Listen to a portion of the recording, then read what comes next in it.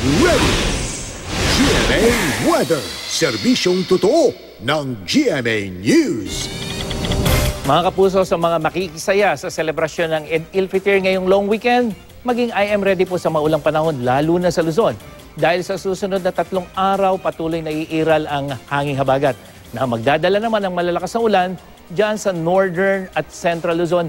Bukas yan hanggang sa Sabado. At sa Linggo, mahinang ulan na lamang ang inaasahan. Kaya sa mga magbabakasyon, maging alerto po sa pagbaha tulad na lang ng naranasan diyan sa probinsya ng Pangasinan na kung saan binaha ang mahigit 100 hektaryang sakahan dahil sa walang humpay na pagulan.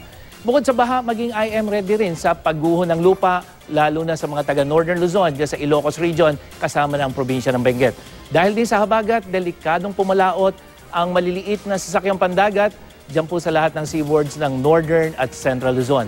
At dito sa Metro Manila, posibleng maging maulan bukas po yan, lalo na sa hapon at sa weekend, unti-unting bubuti ang lagay ng panahon. Maaliwalas naman sa halos buong Visayas, maliban na lamang dyan sa may eastern section na kung saan may mahinang ulan, lalo na sa Sabado. Habang sa Mindanao, asahan na ang thunderstorm, lalo na sa northern section at dyan sa may Davao region sa susunod na 3 araw.